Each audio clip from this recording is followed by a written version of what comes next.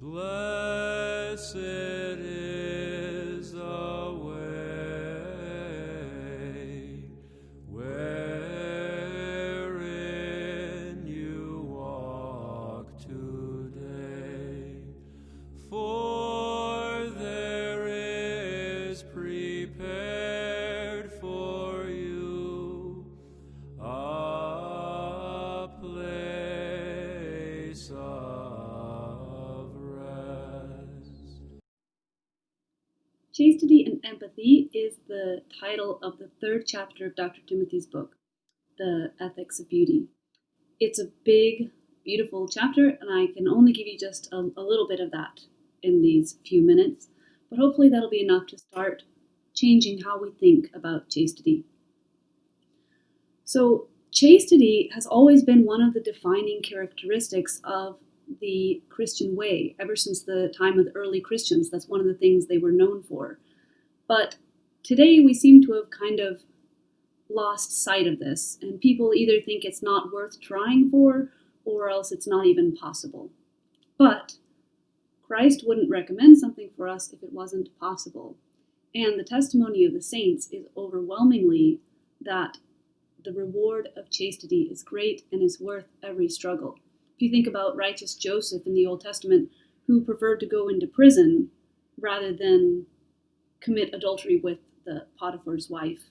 And in the more modern days, you have Saint Moses of the Kiev caves, Saint Moses the Hungarian, he's called sometimes, who also preferred to suffer. He was even tortured because of his refusal to give up his chastity. So it must be worth it. So first of all, let's try to get straight what chastity is and what chastity is not. Chastity is not merely a physical abstention from sexual activity. And chastity is also not a zero, as Dr. Patitsas calls it. It's not just an empty state, not just a lack of pleasure.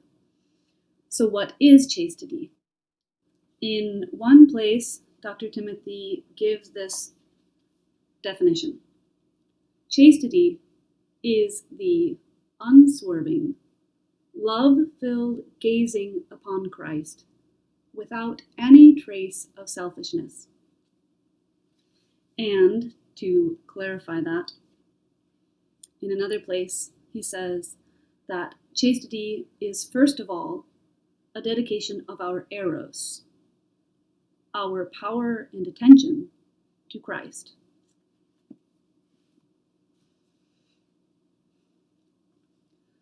So, yes, that includes our physical choices with our bodies, but it's bigger than that. It doesn't begin or end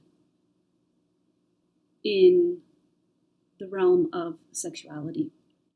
So if chastity is dependent on how we direct our Eros, let's make sure we understand Eros. Eros, Dr. Tim uses this wonderful definition from Alan Bloom, who called Eros love's mad self-forgetting.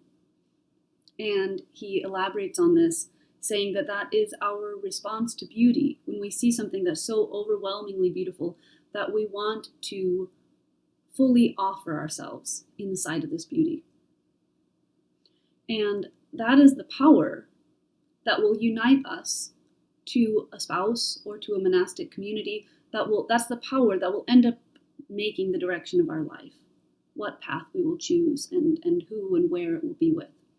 But first of all, that power is meant to connect us to Christ. That power, that Eros, is meant to teach us to forget ourselves and fall fully in love with the Lord. Now, surprisingly, Dr. Patitsas says that today's problem with sexual sin is not actually an abundance of Eros. It's a lack of genuine, true Eros. Because, he says, Eros is what teaches us self-renunciation. And without self-renunciation, we will never be able to develop empathy for the other person, which is another way of saying agape, which is sometimes called the Christian love. And without this empathy, without agape, then any sexual activity in any context will be sexual exploitation of the other person. It will be an exploitation of the other person for the sake of your own pleasure.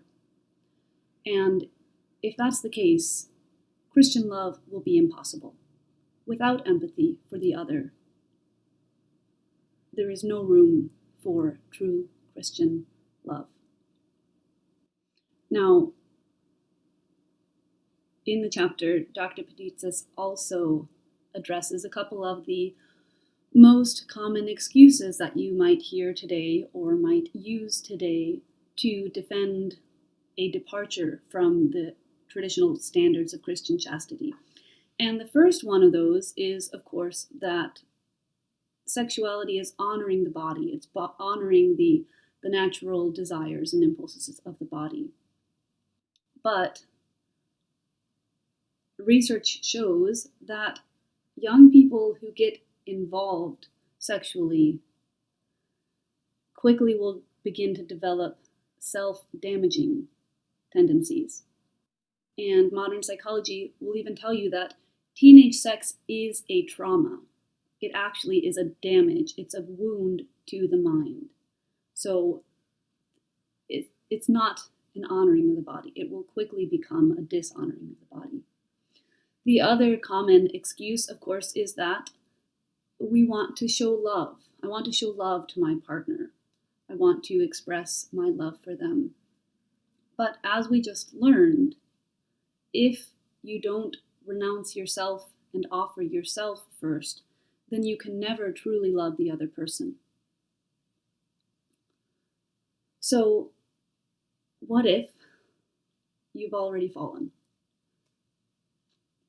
as most people in our world have today?